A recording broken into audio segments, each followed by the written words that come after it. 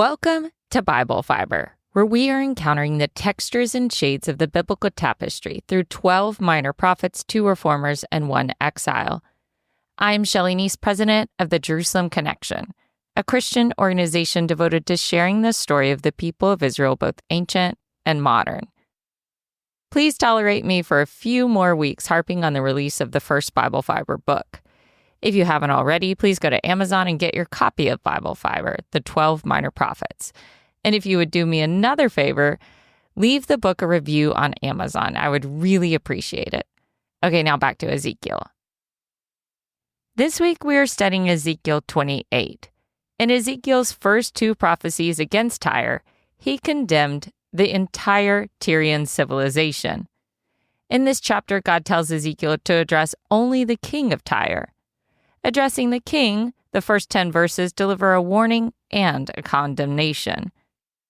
Ezekiel avoided naming the king, but historians identify him as King Ethbaal II. In biblical stories and prophecies, foreign leaders often go unnamed.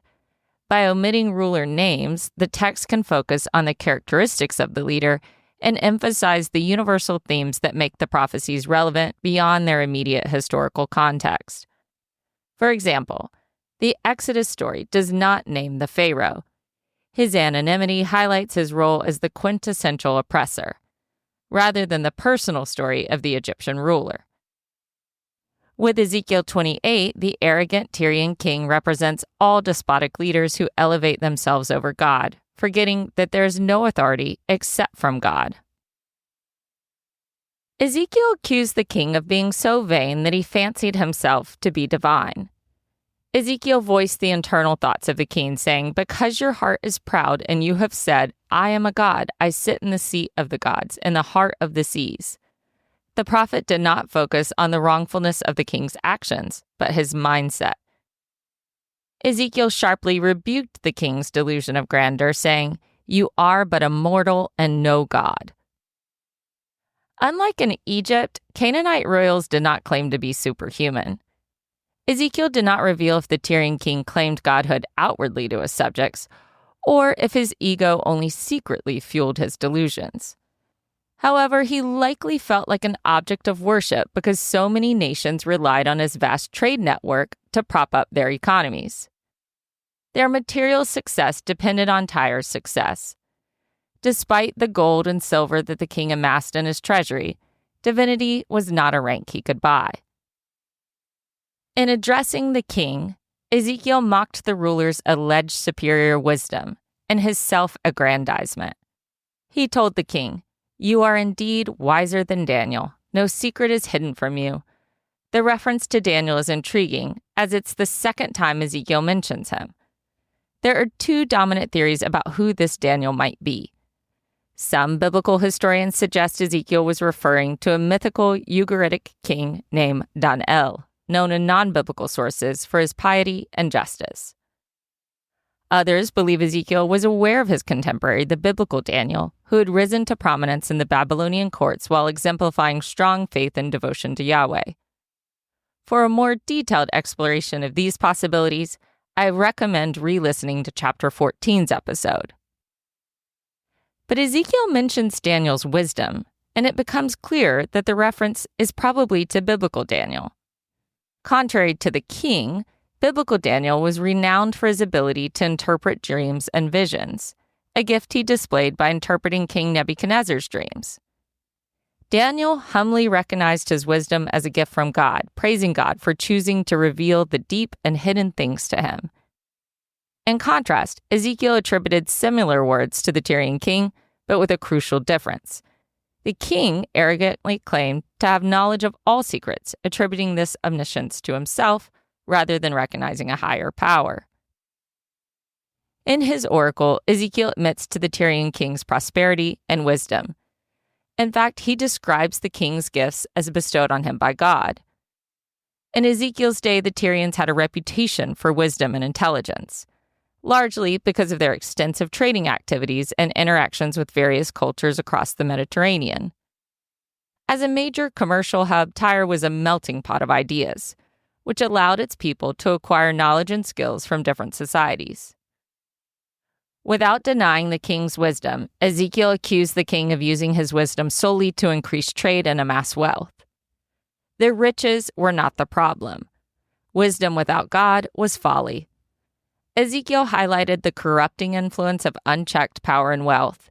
He said, "By your great wisdom and trade you have increased your wealth, and your heart has become proud in your wealth." The theme of the entire passage is human arrogance. As Lord over all creation, God has zero tolerance for the arrogant. Ezekiel warned that such hubris ensured the king's downfall. God was about to send foreign armies against the king. He prophesied, "Because you compare your mind with the mind of a god, therefore I will bring strangers against you, the most terrible of the nations. They shall draw their swords against the beauty of your wisdom and defile your splendor." Death by the sword would prove the king's mortality. The foreign enemy was Babylon, who Ezekiel had named outright in the earlier oracle. Nebuchadnezzar's army would defile the king's royal palace and city. The word choice reflects the king's claims to divine status. The city would suffer destruction and desecration like a despoiled temple. The king would face the same fate as the city of Tyre, cast into the pit of death at the bottom of the sea. After pronouncing Tyre's violent and humiliating death, God told Ezekiel to raise the lament for the Tyrian king. What follows is one of the most enigmatic passages in the entire book. Like his lament over the Tyrian ship that represented the city, Ezekiel's lament over the king is allegorical. What is hotly debated is the identity of the mysterious figure behind the allegory. At first, the prophet's praise of the king seems drastically overstated. He portrays the king as a beautiful signet ring full of wisdom and perfect in beauty. In antiquity, a signet ring could only be worn by the king's most trusted advisor, since it bore the king's official mark. According to Ezekiel, God granted the Tyrian king wisdom and beauty. Like a signet ring holder, he should be grateful for the privilege. In the next verse, Ezekiel compared the king to a figure from the creation narrative. He said, "You were in Eden, the garden of God." After describing the beautification of the figure adorned with every type of precious stone, he continued, "You were a cherub. I placed you on the holy mountain of God. You walked among the stones of fire." Biblical interpretation of these verses goes in one of two directions. Either God was comparing the Tyrian king to Adam, the first human who lived in perfect harmony with God in the garden, or the point of comparison focused on an angel who once dwelled with God on his holy celestial mountain. Everything that Bible readers know about Adam stems from Genesis 1-3. While Ezekiel was clearly alluding to Genesis' creation account with his paradise motif, he also reached beyond the paradise imagery and pulled from other extra-biblical traditions of prehistoric history. Herein lies the great mystery of chapter 28, and is the key to its interpretive challenge. God was either accusing the king of following the example of Adam, or he was comparing the king to an angel who was expelled from heaven. If the latter is the case, Ezekiel 28 contains a rare glimpse at the origin story of Satan, God's chief adversary. Interpretations can never be certain, though, because Ezekiel did not make an explicit comparison to either Adam or Satan, nor mention either by name. Some scholars do not read Satan into Ezekiel's account because of its oblique language. They believe Ezekiel is only connecting the king with Adam, who had been privileged by God but lost his exalted position in the garden due to sin and arrogance. However, this interpretation has its limitations. Genesis never describes Adam as perfect, wise, or beautiful, nor does it attribute any supernatural qualities to him. Also, Adam never became wicked or violent. One possibility is that Ezekiel had both Adam and Satan in view. Many scholars suggest that the text intentionally blends these images, comparing the king of Tyre to both Adam and the fallen angel. I support this perspective because Ezekiel preferred intricate, multi-dimensional imagery to convey most of his messages. Ezekiel lamented, "You were blameless in your ways from the day that you were created until iniquity was found in you." Before Adam sinned and ate the fruit of the tree, he was certainly attributed with innocence. Adam was created in God's image and given authority over all Earth's creatures. Like Adam, God also blessed the Tyrian king with all he possessed. Rather than turning to the Creator God with gratitude and devotion, the king abused his power. Ezekiel said, "In the abundance of your trade, you were filled with violence and you sinned." In his distinct language, Ezekiel portrayed the king as a guardian angel in heaven.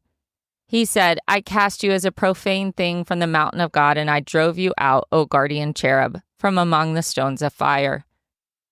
In the Genesis account, the cherubim's only job was to protect the Garden of Eden's entrance. But Ezekiel may be describing an angel that God commissioned to guard the heavenly throne room.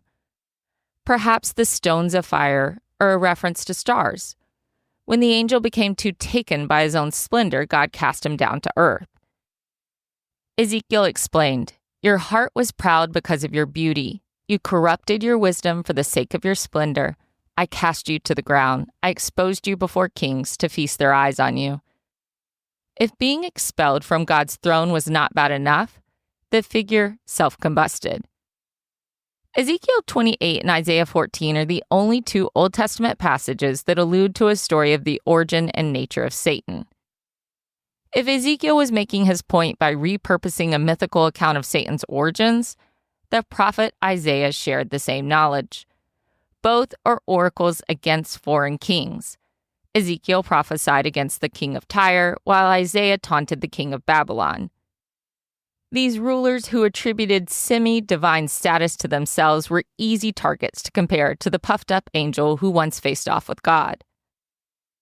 There is almost full scholarly consensus that Isaiah 14 is pointing to a story beyond the Bible that reveals the ancient Jewish understanding of Satan's origins.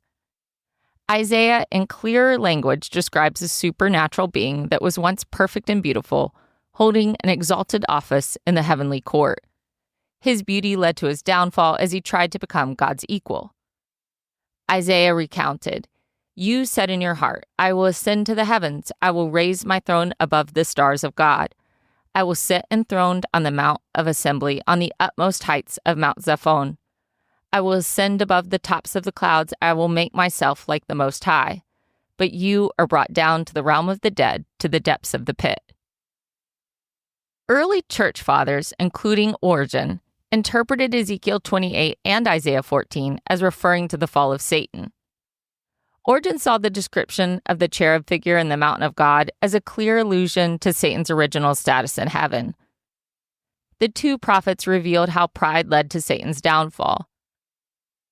Admittedly, Origen's interpretations of other biblical texts were often speculative. However, in this case, he built his idea upon much earlier Jewish perspectives that also identified Ezekiel 28 and Isaiah 14 as pointing to the devil's rebellion and cosmic fall. The Apostle Paul was familiar with Satan's wish to supersede God as an object of worship. In his letter to the Corinthians, he wrote, "Even Satan disguises himself as an angel of light." Notably, Jesus himself alluded to the downfall of Satan from heaven. In the Gospel of Luke, Jesus' disciples happily reported back to him that they could heal demon-possessed people in his name. Jesus responded, "I watched Satan fall from heaven like a flash of lightning." He used the image of Satan expelled from heaven to illustrate the defeat of evil powers through his ministry and that of his anointed followers. He was affirming the cosmic significance of the disciples' work in advancing God's kingdom.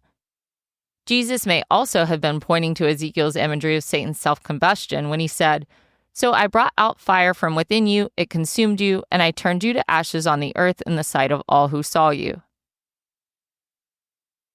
Ezekiel, known for his vivid metaphors, once again chose rich imagery to make his point. He contrasted the Tyrian king's once exalted status with his eventual shameful demise. To highlight the magnitude of this fall, Ezekiel drew comparison to Adam's expulsion from Eden and Satan's banishment from heaven. Through his poetic yet impactful language, Ezekiel conveyed a crucial message. Whether it's Adam, Satan, or the king of Tyre, God appoints all leaders.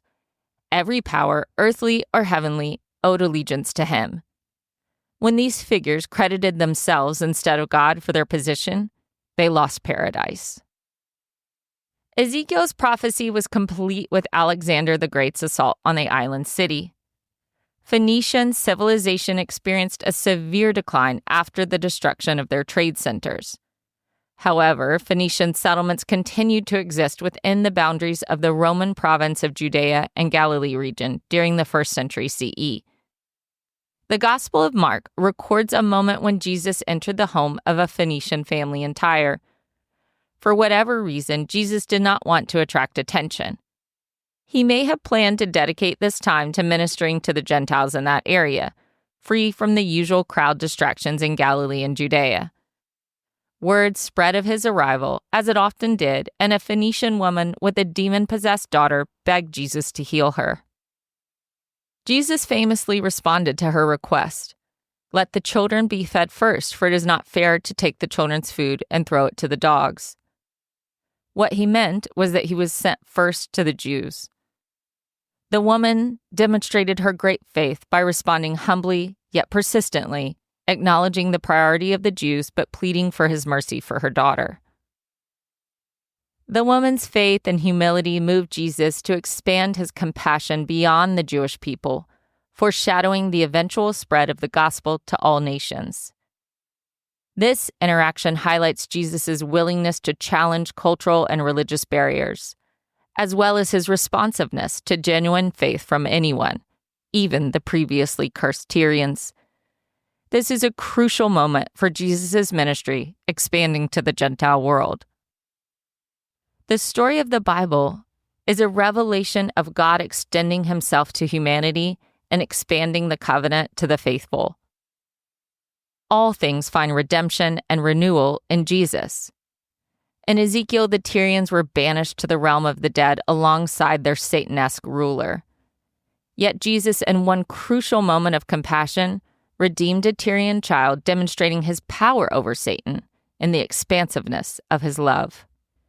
Jesus was the opposite of the Tyrian king in every way. The Tyrian king was condemned to eternal exile in the pit. Jesus descended to the realm of the dead to proclaim his victory over sin and death. Jesus' death was not a consequence of his pride like the king. He died because of my pride and your pride. The Tyrian king, like Satan, lost paradise because of his conceit. Jesus gained paradise for us all through his weakness. That's it for Ezekiel 28. At the end of the chapter, 2 crucial verses offer a future blessing for Israel. I hold them tightly as a message for modern Israel, and I shared those verses in the special episode marking the 1-year anniversary of October 7th. Thank you for listening, and please continue to take part in this Bible reading challenge. For all the biblical references each week, see the show transcript on our blog or by signing up for our emails at thejerusalemconnection.us. Shabbat Shalom, and Am Israel Chai.